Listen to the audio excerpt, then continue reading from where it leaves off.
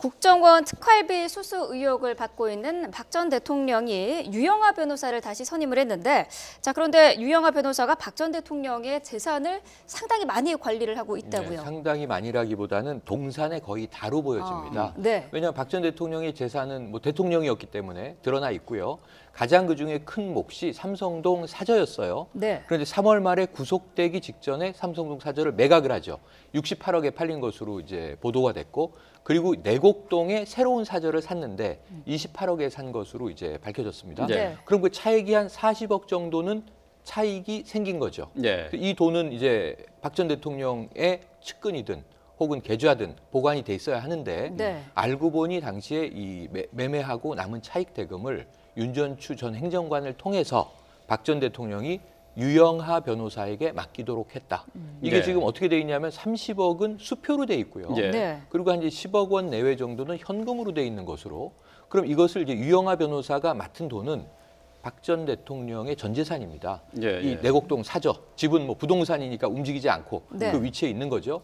그럼 이것을 왜 통째로 유영하 변호사에게 맡겼느냐라고 하는 예. 의문이 지금 제기가 된 겁니다. 예. 이것도 이제 검찰이 이 특활비를 뇌물로 지금 규정하고 있기 때문에 추가 기소가 됐잖아요. 네. 그래서 박 전 대통령의 죄목이 18개에서 20개로 늘어났는데, 이 중에 이건 또 아주 직접적인 뇌물 정황인데 36억 5천만 원으로 지금 특정이 돼 있습니다. 이 중에서 1억 5천만 원은 이원종 당시 비서실장에게 간 예. 것으로 확인됐고, 예. 35억의 용처들이 지금 하나하나 밝혀지고 있는 과정인데, 이 돈을 보존해야 되잖아요. 향후에. 예. 추징을 해야 되기 때문에 박 전 대통령의 재산에 대해서 추징을 하기 위해서 이번에 국정농단 이후 첫 번째로 조사를 한 것인데, 알고 보니 지금 사저도 이제 추징 대상이 될 것인데 추징 예. 보존이 되죠. 예. 그런데 이 재산을 왜 유영하 변호사가 가지고 있느냐 하는 부분에 있어서 쟁점이 떠올랐고요. 네. 지금 이제 한 10명 정도의 변호사가 이것은 변호사법과 변호사 장전 위반 행위다라고 예. 또 고발 조치를 하고 있는 그런 예. 상황이 됐습니다. 예. 네. 자, 박 전 대통령의 상당한 재산을 유영하 변호사가 지금 관리하고 있는 것 아니냐 하는 의문이 제기되니까, 유영하 변호사는 변호사 선임 비용, 수임비로 좀 받은 것이다, 이렇게 해명을 하고 있는데요. 그러니까 이제 이것이 이제 은닉, 그러니까 이 구속된 후에 박 전 대통령이 구속된 직후에 내가 재산을 이제 뇌물죄로 뭐 기소가 된다 그랬으면, 그러면 내가 추징이 될지도 모르니까 이거를 그러면 어떻게 빼돌려야 되겠다라고 해서 맡겼느냐, 그게 이제 은닉이라는 거죠. 예, 예. 그런데 지금 수표가 30장이에요. 나머지는 현금이라고 하는데, 수표를 준다는 거는 은닉 고의를 보기는 어려울 것 같아요. 그거는. 예, 예. 그리고 그런데 이제 그럼 왜 줬느냐? 그럼 뭐 박 전 대통령이 직접 설명을 안 했으니까 모르겠는데, 유영하 변호사는 변호사비라는 건데, 네. 변호사비에 플러스 뭐 어떤 재산에 대한 거를 맡긴 게 아닌가. 그 뭐 변호사비를 40억 정도를 뭐 당시에는 기소가 된 것도 아니었기 때문에 네. 좀 상상하기가 어렵고요. 그리고 또 하나는, 그러면 왜 유영하 변호사에게 재산을 맡겼을까, 이 돈을 하고 하면, 변호인 접견을 할 때는 녹음을 안 한단 말이에요. 듣는 사람이 없어요. 네. 그러니까 이런 돈 관리와 관련된 얘기를 하기가 수월한 거죠. 그래서 저는 뭐 윤전추 행정관이나 이런 사람보다는 유영하 변호사가 더 좀 그런 면에서 또 안전하고 믿을만하다는 생각을 해서 맡긴 것이 아닌가. 그런데 지금 유영하 변호사는 변호사비로 맡겼다라고 하는데, 그게 뭐 40억 전부에 대한 얘기인 건지 아니면 예. 일부에 대한 얘기인지, 그거는 좀 더 봐야 되겠습니다. 예. 네. 그러니까 재판을 받고 있는 사람이 이 재산과 관련돼 있는 것들, 그러니까 이 돈이나 뭐 같은 현금 같은 것을 변호사한테 맡기면은 큰 탈이 없이 이렇게 좀 관리를 할 수 있는 그런 부분이 있겠네요. 그렇죠. 그게 이제 근데 특히나 또 유영하 변호사의 경우에는 또 이전에 계속 박 전 대통령 어찌 보면 좀 집사 변호사라는 표현을 지금 쓰는데, 그런 역할을 또 같이 한 것 같습니다. 예, 네. 예. 검찰이 박 전 대통령에 대해 그 재산에 대해서 추징 보전 네. 명령이라는 걸 내렸는데, 그렇다면 유영하 변호사가 관리하고 있는 40억 원도 포함이 되는 건가요? 포함이 됩니다. 네. 지금 이제 이것도 추징 보전하는 것으로 돼 있고요. 말씀하신 대로 지금 1억 원짜리 수표가 30장. 그 수표는 이제 추적이 다 되는 거죠. 네. 이건 일단 쓸 수 없도록 조치했다라는 게 검찰의 방침이고, 네. 네. 다만 이제 한 10억 원 내외가 되는 현금, 이 현금에 대해서는 추징 보전이 가능한가, 이게 좀 설왕설래하더라고요, 법조인 분들도. 네. 그런데 결국은 검찰은 다 할 가능성이 높다. 왜냐하면 지금 36억 5천 정도는 최소한 회수해야 되는 돈이에요.